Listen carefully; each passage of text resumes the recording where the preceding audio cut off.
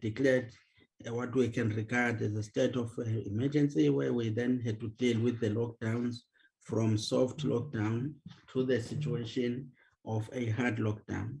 This then did not enable the department to perform as it should in some of the areas that require engagement with the public.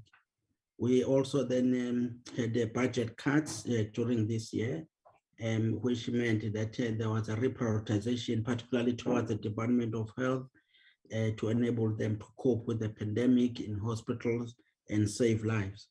We also then had to adjust the plans, and as a consequence, we had multiple plans and that had to be presented and a revised APP. Honorable Chairperson, based on that also, we just indicate that our work is based on social cohesion and nation building, which essentially encourages the coming together of the people from the different walks of life, but also to share common spaces. However, as we know, such work under the pandemic of COVID, it was not practically possible in some of the areas where you require social distancing. We also involves a lot of traveling, particularly under a CPD and the SPON, where we are required to have national and international travel under touring ventures, for instance, and cultural seasons. Also, we were relying more on other sectors such as education, which had to shut down and sometimes not allow certain activities such as sport to take place. We also then rely on delivery agents, and that is our provinces in some of the work, particularly on relation to the transfer, where we have transferred funds and the MIG and the ring-fenced budgets in which they need to perform and give reports. We also had challenges in terms of the easing of the lockdown, hardly had any success or impact that would have changed things dramatically during this year. So if we look at the next slide, we then indicate that the department did conduct from time to time, through our South African Cultural Observatory, what is regarded as the impact of COVID-19 to enable us to respond appropriately.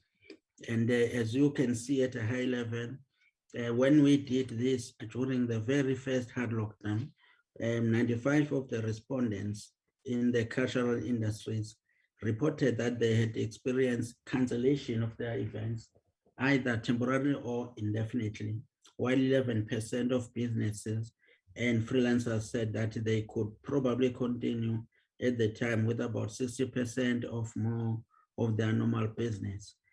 45% had indicated they could not continue at all. But then in relation to employers, 38% that they were ending the employment of short-term contracts, and that contributing to the offloading of employees or informal employees as a way of coping with the crisis. These are just the highlight on what the impact of COVID had as we did the scientific analysis. On sports sector, also we did the same survey, and 83% of the respondents, they believed they could only be able to survive for 6 months or less. We know now that this pandemic has gone for more than 18 months. 89.8% of these respondents indicated that government at the time was not doing enough to support the sports federations during the current pandemic, and therefore they needed to say what can be done. 42.9% had indicated that the relief was their key priority in terms of support from government. Now, 34.7% indicated that an early return to play would be their key priority in terms of the support from government if the games can be opened up and then allow the sporting activities to take place. So if we look at the survey, further as a main source of income for them to meet the operational cost, you will realize that this information was based on responses on actual numbers from about 49 federations that we have. And it is clear that most of them would indicate, 34 of them, that there was either getting support from government, national government, and or national lottery, while 4 were getting their support, financial income through broadcasting rights. And then 24 indicated the issue of event revenue. And then, of course, others, if they were doing coaching. And then sponsorships was 13 of these organizations. And then international federations grant only 2. And then affiliation fees, 37 of them, and that they were receiving. And we must indicate under affiliation fees that later the indication was that there was a drop of this income because people were asking questions. If I'm sitting at home, what will be the use for me to affiliate? And because I'm not getting value for money.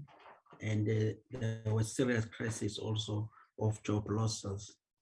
Now, so we are saying then the impact overall was that we needed to scale down our activities and review our APP, and then also planned the medium-term outcomes not being achieved within the initial time frame. We had serious stagnation on projects already under implementation, particularly athletes and artists not being adequately prepared to compete or perform internationally, as well as the economic hardships or loss of income for professional athletes, artists, coaches, and everyone involved in the sector of sport and arts and culture.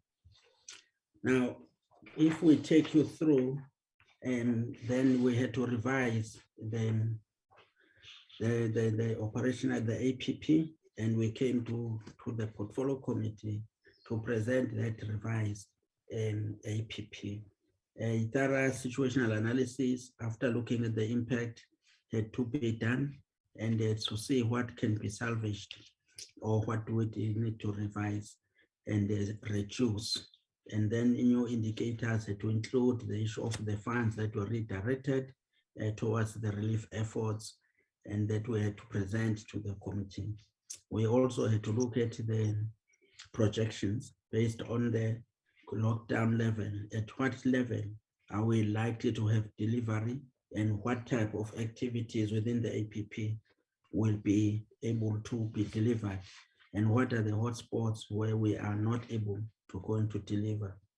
So the capacity to deliver as the staff to work from home or either return in phases, and also lockdown being long, that also had its own impact, and there were deaths in various levels of the sector, which would then impact on how we are able to have capacity to deliver. We had to look at what could be the best models to deliver, and that we don't have a shutdown. Hence, the introduction of the fourth industrial revolution elements, such as live streaming and virtual meetings, were explored, but also to re-engineer of existing programs so that are more labor intensive wherever possible. Hence, the issue of introducing and supporting things like the compliance officers, as well as supporting in golf the caddies when there was a opportunity for the economy to be opened up. But we also had to then continue with the relief and recovery efforts. As we are aware, we had to reprioritize the budget to provide the relief. Budget adjustments reduced our budget by almost 956 million rand due to reprioritization. So, Honorable Chairperson, this diagram only helps to make one understand in a simplified way the processes we went through that I have just explained, and I would not like to go into detail again around them. Suffice to say that on number 6, we had, after revising the annual operational plans to reflect COVID, the National Treasury did present special budget adjustments, which reflected these budget cuts. And then we had to revise our APP so that it reflects that the budget has been cut and in which areas.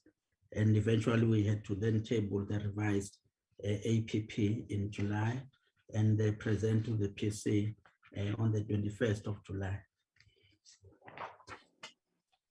And Honorable Chairperson, and the structure then of the current annual report has been changed slightly in that we had to deal with tabling of the two APPs in one, but also including the changes that were made and that need to be outlined. So we will see that the report tries to address these changes. The DPME provided guidelines for the compilation of these annual reports, and that meant the following. One, that we report on of actual achievements until date of retabling. Two, that a report of actual achievement from second quarter until the fourth quarter. That is now the adjusted APP. And then three, we provide the full or cumulative report on performance. And this is what then we had to table today and provided as an extra F of the annual report. That is the structure of the performance review. Honorable Chairperson, then when we look at our performance review, you will realize that we had 39 targets and 29 of them were achieved, 10 were not achieved, and that translated to 74% of achievement. What are the areas that we did not achieve against?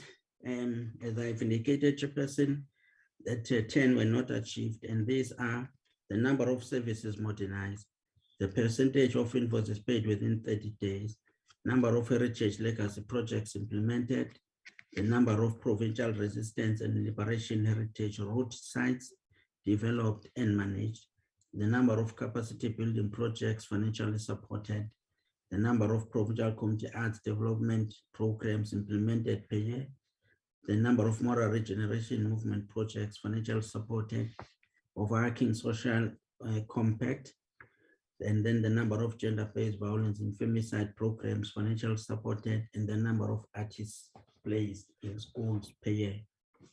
These are the targets, Chairperson, that were not achieved. Outline of the performance per program is that under administration, we were able to achieve 60%, in that 3 out of 5 targets were achieved. And then the recreation, development, and sport promotion, we had 83%, reflecting 2 targets not achieved out of 12. And then we had arts and culture promotion and development, which is translating to 62.5%. That is 10 out of 16 achieved, translating then to 37.5% not achieved. And then heritage promotion and preservation, translating to 100%, 6 out of 6 targets that were achieved. Honorable Chairperson, just for the reminder of what administration constitutes, it just constitutes the following elements: ministry management, strategic management and planning, corporate services, office of the chief financial officer, as well as office accommodation. Now, in terms of then the targets themselves, we have under admin percentage of interns that were to be enrolled and fund against the funded post. Target was 5%, and we're able to achieve that. 5.8% of the achievement was made. And this is meant to say this translated to 25 to 30 interns instead of 25 that were appointed. Then the issue of the services that were modernized, 2 services were not modernized. However, the following progress was achieved in that the South African geographical names, the tender was advertised, and the bidders were indeed invited to tender, and they participate in this virtual tender briefing. And this was then happened on the 12th of February 2021, where we had to resort to new methods of adjudication and tender processes using what we call as virtual processes. So this Then the DSAC call center project consultation with stakeholders was conducted, and the requirements had to be reviewed, and the project timeline also then revisited. So this chairperson, as we know that most of the time in this year, we had a lot of lockdowns, and therefore then timelines, as indicated earlier, were affected in a number of targeted delivery targets. So if we look at then the next target still under administration, it is in relation to the number of sport, arts and culture awareness campaigns that were to be activated. This was done successfully with 3 more against 4 that was intended. And then of course, the percentage for the invoices paid within 30 days, we had to do 100%. However, Honorable Chairperson, where this was not achieved to 2 to 1 invoice that was done 33 days instead of 30 days. And that resulted in a non-achievement of this target. And then if we move to the last one under administration, was the issue of the councils that are fully functional and properly constituted, and that was achieved at 100% for all our entities. Under Program 2, Honorable Chairperson, Program 2, just to revive the memory, and is to indicate that this program deals with the issues relating to with the winning nation, which supports the development of elite athletes. Secondly, we've got a chief directorate that deals with support active nation, and this is about mass participation opportunities in sport and recreation, whether you are a professional or an amateur or a normal citizen, that will get you to be involved. Then we've got what we call a sport support, and this is mainly to develop and support integrated and support systems that enhance delivery of sport and recreation. Then the bigger one, focusing on infrastructure support, and this regulates and manages provision of sport and recreation and arts and culture facilities. This program also assists on technical support during construction, repair, and renovation of buildings belonging to public entities and other institutions.